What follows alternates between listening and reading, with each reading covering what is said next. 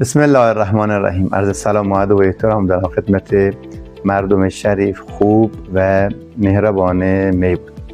اخیراً مطلع هستید که شهرداری و شورای اسلامی شهر میبود در دوره ششم ما یه مزایده گذاشتیم برای فروش تعداد محدودی از زمین ها. بعضی از عزیزان اعتراض کردن که چرا شهرداری داره چوب حراج به زمین های خودش گذاشته. ما الحمدلله تو دوره 52 ماه گذشته با توجه به پیگیری هایی که عزیزان انجام دادن، همراهی هایی که واقعا دستگاه های دولتی علل خصوص راه و شهرسازی، فرمانداری، نماینده محترم، سفارشات حضرت آیت الله اعرافی بوده برای مباحث گرفتن زمین و اون مدیریت و ارزش افزوده که برای املاک در شهر و شهرداری هست.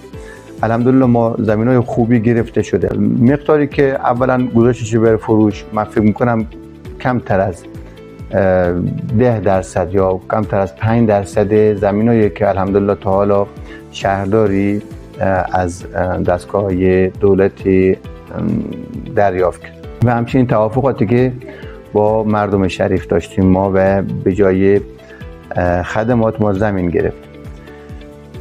اولا که با توجه به حالا دغدغه‌ای که هم شهرداری و عزیزانمون در شورای شهر داشتن، با توجه به کارهای عمرانی و خدماتی فرهنگی که تو این 52 ماه انجام شده، الحمدلله ما بدهی یا مشکل پرداخت حقوق برای پرسنل و خدمت عرض کنم هزینه‌های جاری شهرداری نداشتیم.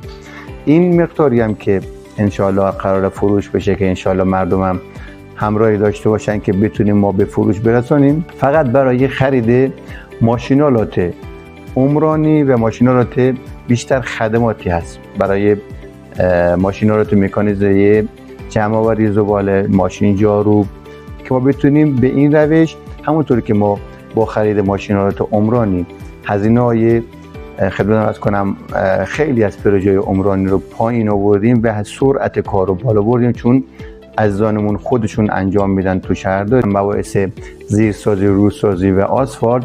0 تا 100 ماشینا رو تو خودمون خریدیم، از کارخانه آسفالت گرفته تا فینیشیر که برای پخش آسفالت هست.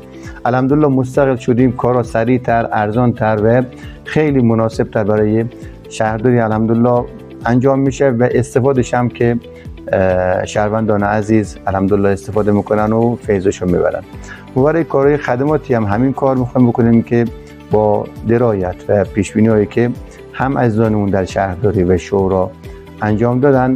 البته ما تو بودجه سال 1404 70 میلیارد تومان از طریق فروش زمین و مدیریت زمین برنامه ریزی شده که از این 700 و خورده میلیارد تومان بودجه 404 از این طریق تامین میشه.